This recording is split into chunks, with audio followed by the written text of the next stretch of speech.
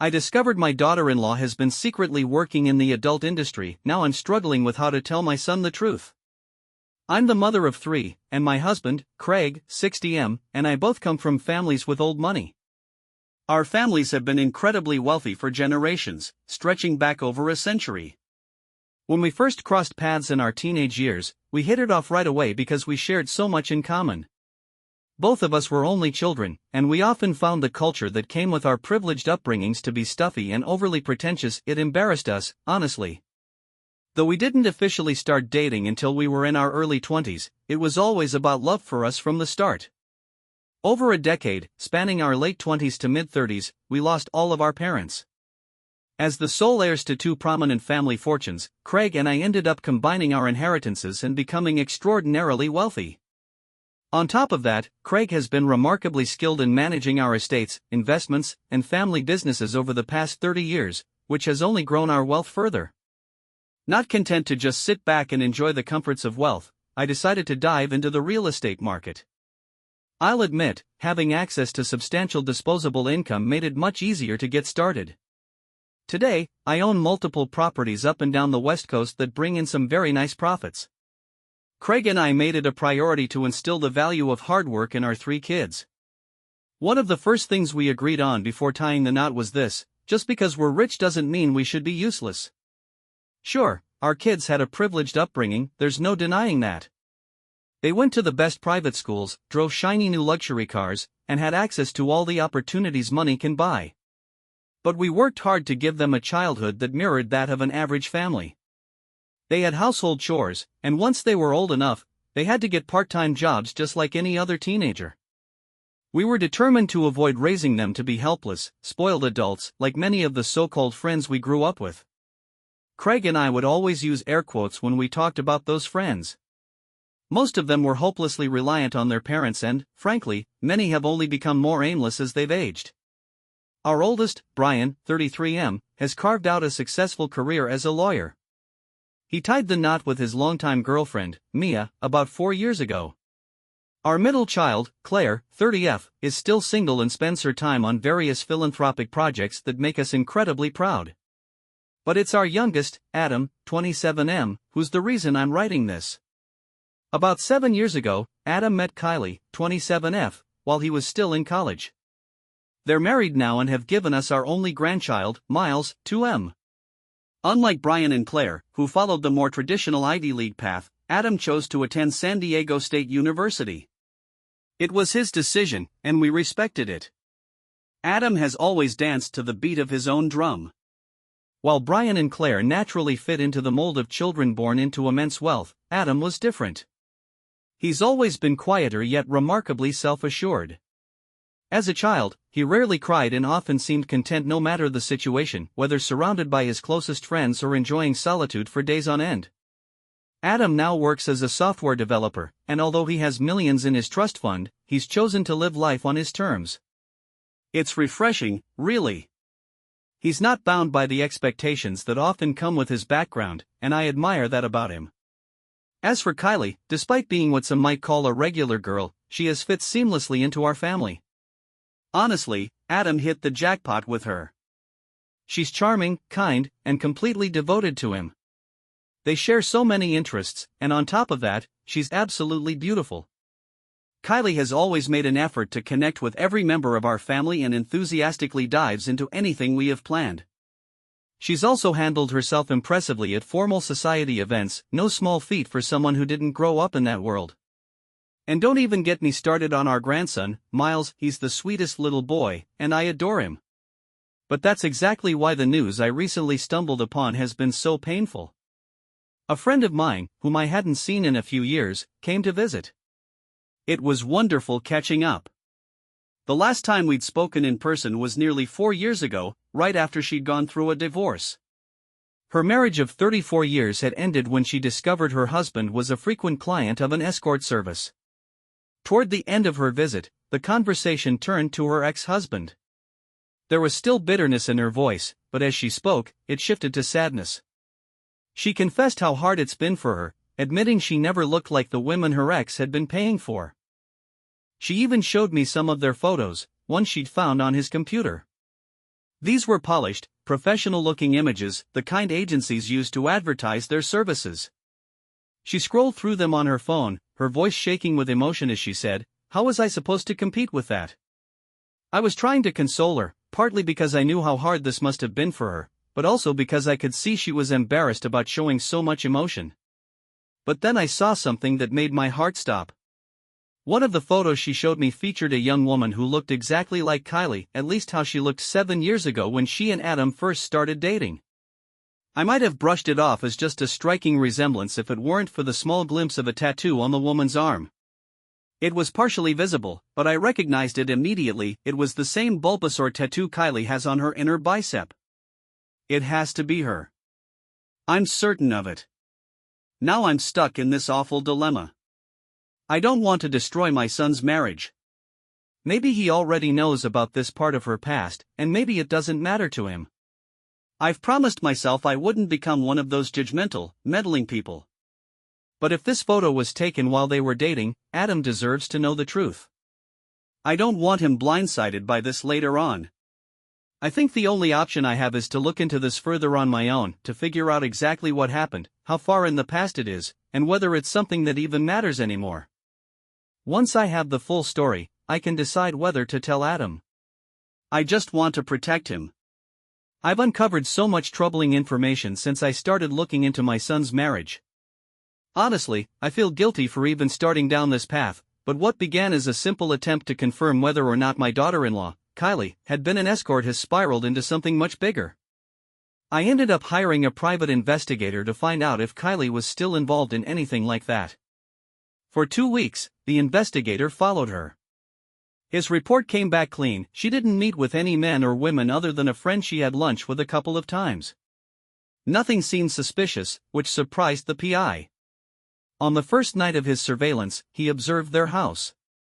He claimed he was simply getting a sense of their routine when he saw Kylie leave the house with Miles and drive to a townhouse in an upscale neighborhood. He was convinced she was meeting some older, married man there. He said he's seen this kind of situation play out plenty of times before. But after 2 days of watching the property, it became clear that no one else was there. Kylie and Miles stayed at the townhouse the entire time, venturing out only to a nearby park and twice to grab food. In total, she spent 8 nights at this townhouse during the 2-week surveillance period, including every Monday. That raised questions for me. Why was she spending so much time at a second property? When I looked into it, I discovered that the townhouse belongs to Kylie. It's in her name alone, which immediately set off alarms in my mind. I started to wonder if she and Damien were having marital problems, but that theory didn't add up either. Kylie purchased the townhouse 4 years ago, just a year after they got married and 2 years before Miles was born. And then came the bombshell: Damien and Kylie aren't legally married. I was floored. They had a wedding, I was there. It was big, expensive, and beautiful. Before the wedding, they signed a prenuptial agreement, which seemed fairly standard. The only unusual thing was that instead of using the family lawyer, Damien insisted on hiring an old friend from high school to handle it. He said it would be a great opportunity for his friend to work with a high-end client. We didn't push back, and our lawyer reviewed the prenup and signed off on it. But the investigator found that the marriage certificate was never filed. I couldn't wrap my head around it. If they didn't want to be legally married, that was fine. Craig and I aren't overly traditional or religious, and no one in the family would have judged them. But the secrecy? That's what unsettled me and made me feel like I needed to dig deeper. I hired some specialists. They've helped me find sensitive information before. It's not entirely above board, but they're discreet, and I trust them. They obtained Damien's personal financial records and Kylie's tax filings. While I already had access to records related to the estate, this uncovered details I'd never seen before. Kylie's tax returns show she's been earning roughly $400,000 a year for the past 3 years. That caught me off guard because Kylie is, as far as I know, a stay-at-home mom. On paper, she's listed as a self-employed interior designer, but I've never heard her mention anything about designing interiors or having clients.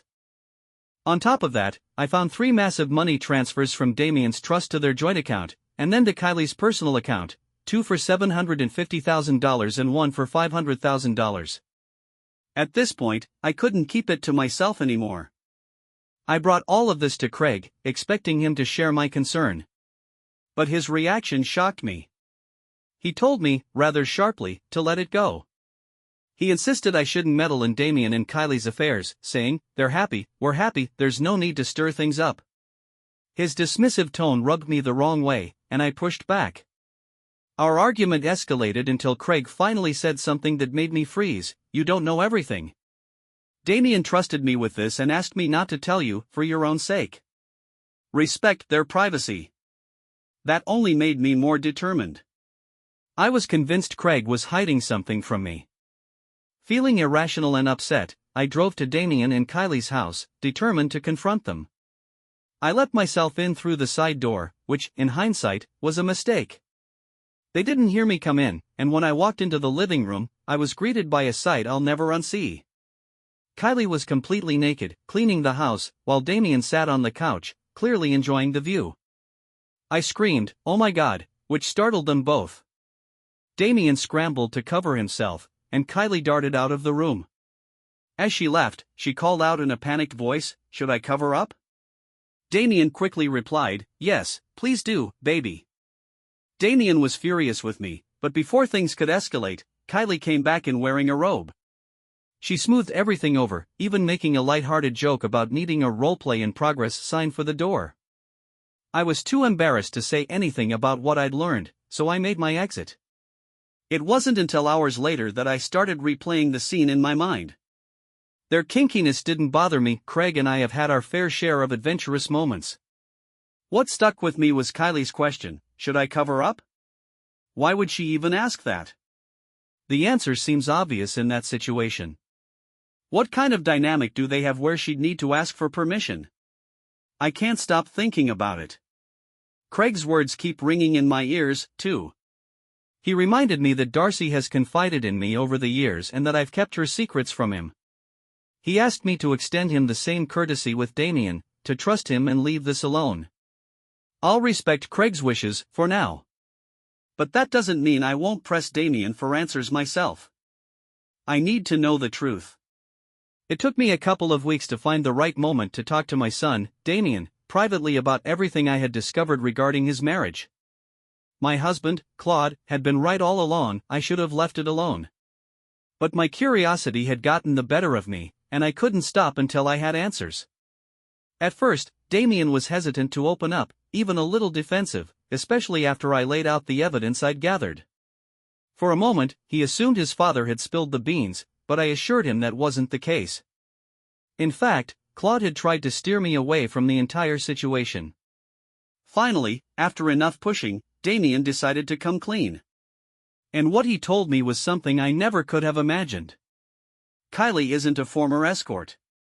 She's still an escort, his escort. Their entire relationship is, essentially, a business arrangement. Damien pays her $177.15 an hour. Yes, you read that right, an hourly rate for their marriage. The $500,000 transfer I'd found? That was her wedding bonus. And those two $750,000 payments? One was the price they negotiated for Kylie to have their son, grand. The second? It's for the next child Damien wants.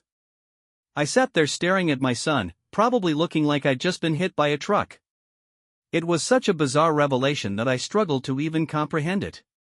But, in a twisted way, all the puzzle pieces suddenly started fitting together. Her reported income, the separate townhouse she owns, the hours she spends away from their shared home, it all made sense. Damien explained how their arrangement works in detail. Whenever Kylie is at his house, or spending time with him or our family, she's on the clock. Every interaction she has with us as a member of the family is part of her job. Any gifts we give her? She keeps those. Their shared house is maintained as if they all live there full-time, and it's stocked with her favorite items. They plan her schedule in advance, deciding which nights she'll stay over. If Damien wants her to stay an unplanned night, he has to request it, and she has the right to decline. Special events, like vacations or family gatherings, are all assumed to be work time unless they're very last minute. As for Grand, Damien swears they both genuinely love him and view themselves as co-parents. Kylie has primary custody since she's with him almost all the time. They also employ a nanny for when Kylie needs a break. Damien insists that if their arrangement ever ends, Kylie will still be fully involved in Grand's life. According to him, neither of them would ever deprive their son of both parents. I couldn't stop asking questions, and Damien was surprisingly open about it all. Eventually, I had to ask the biggest question of all: why? Damien explained that it started back in his junior year of college. He had always been popular, being rich and good-looking will do that, but every relationship he tried seemed to end the same way. No matter how much he wanted a genuine connection, he always got the sense that his girlfriends were more interested in what he could give them than in who he was. One of his friends eventually introduced him to an escort service known for its discretion. That's how he met Kylie. She offered something called the girlfriend experience.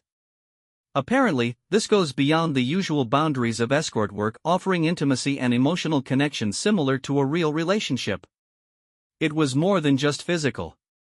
They kissed, talked deeply, and even had unprotected sex. Yes, I asked, he assured me they were both tested beforehand. After just a month of seeing Kylie, Damien was hooked. He proposed a deal: she would become his full-time girlfriend for $100 an hour, with annual raises. He'd cover all her needs and provide a comfortable lifestyle. In return, she'd be available to him as much as possible, accompanying him to family events, work functions, and other obligations. Over time, their arrangement evolved to include major milestones, like their wedding and having children. I couldn't believe it. My son sat there calmly telling me how much he enjoys their relationship. It's perfect, he said. I got the marriage I always wanted, without all the drama and heartache that comes with it. She's the ideal partner every single hour of every day. For 7 years, Kylie has been a part of our lives, and I had no idea it was all part of a professional agreement. The woman I saw as the perfect daughter-in-law was just doing her job. Now, I'm heading out to have a real conversation with Kylie. Damien has already informed her that I know the truth. I hope to finally meet the real Kylie, not the flawless actress who's been playing the role of wife and mother. I met with Kylie recently, and I'd say I feel somewhat better about everything, though not completely. It's one of those "it is what it is" situations. We went to a really nice bistro in the city, leaving Grand with the nanny. Honestly, I didn't even know where to start, so I just said as much. Kylie looked at me with her usual calm expression and replied, "You can start wherever you want, Jerry. Damien is paying me for this and instructed me to answer all your questions 100% truthfully." That hit me like a ton of bricks. It wasn't a conversation, it felt more like an interrogation or a cold business deal. I pushed past the discomfort and asked her outright, "Do you love my son? Do you even like him? Or is it really just business? I can't shake the feeling that everything between you two is purely transactional." Kylie was quiet for a moment, then she said, "I do genuinely like him. He's sweet, funny, and oddly, still so respectful, even after 7 years. Our agreement allows him to do what he wants, but he always checks in to make sure I'm comfortable." That's not nothing. It was such a strange moment. Part of me felt proud that Damien still believed in boundaries and consent, even within this unorthodox relationship. Another part of me couldn't wrap my head around the layers of it all. Kylie continued, "I keep a certain distance because, at the end of the day, this is a business arrangement. He pays me to be the partner he wants, and I deliver that. But I have to maintain some emotional boundaries to protect myself. That's one reason I insisted on buying my own townhouse instead of letting him provide a separate apartment. It's something that's truly mine." I couldn't help but press further. "So, there's no real connection? Just co-workers?" She tilted her head as if considering. "Not exactly co-workers, no. Maybe more like close work friends. He wants the girlfriend experience without any of the baggage, and I provide that. Sometimes, it means I have to let myself be emotionally vulnerable, and it's nice when he's there to comfort me. We talk a lot, share things, and we almost always cuddle after. Well, you know. I enjoy that part." I took a deep breath. "But what about you? Don't you want something for yourself, real love, your own life? And what about your mother? Is she really your mom, or just part of the act? You've made enough money, why not move on and find your own happiness? Kylie looked thoughtful. I am happy. For now, anyway. No, I won't do this forever. But it's been a good arrangement so far. And yes, that was my real mother you met. She knows everything about my life and thinks Damien is great. She keeps hoping we'll make it real someday. I interrupted, and she's okay with this? She doesn't like it, Kylie admitted, but she understands. My mom raised me alone. We didn't have much. I didn't realize how poor we were until I got older. She worked herself to the bone, 2 jobs by day and webcam modeling at night just to make ends meet. She never hid that from me. When I graduated high school and went to college, I struggled financially. One day, I saw an ad promising $1,500 for 3 hours of work. It turned out to be adult film work, and they ripped me off. I walked away with $200 and a bruised ego. I felt my stomach churn. There's a film of you out there? She nodded sadly. Probably. I've never found it, but I've looked. It was a low-budget, sleazy company, and I used a fake name. I didn't even have my tattoos back then. I'm not proud of it, but it's part of my story. I reached across the table and squeezed her hand. You don't have to share anything you're not comfortable with. She shook her head. It's okay. After that, a friend introduced me to the escort agency. It was professional and discreet, and I only had 2 clients before I met Damien. They were older, and it wasn't ideal, but the money was good. Damien was different. He was my age, and he wanted something more. That's when I offered the girlfriend experience. After about a month, he made me a full-time offer. And the rest is history? I asked. Pretty much, she said with a small smile. I've been exclusive to Damien since the day he hired me. We sat quietly for a moment, then I said, but what about you? What do you want? Kylie hesitated. I'd like to find someone to grow old with. I don't date, though I stay faithful to our arrangement. I'm not sure what the future holds for Damien and me, but we'll always be in each other's lives because of Grand. I nodded. Fair enough. Anything else you'd like to share? She paused, then confessed with a sheepish grin, I'm not really into horses. I studied them because I wanted you to like me, but I do enjoy going to shows with you, that's genuine. Also, I really hate onions. Your family puts them in everything, but I've never said anything because I'm supposed to be pleasant. I chuckled. I'll keep that in mind. Anything else? She took a deep breath, her expression suddenly serious. Yes. I'm pregnant.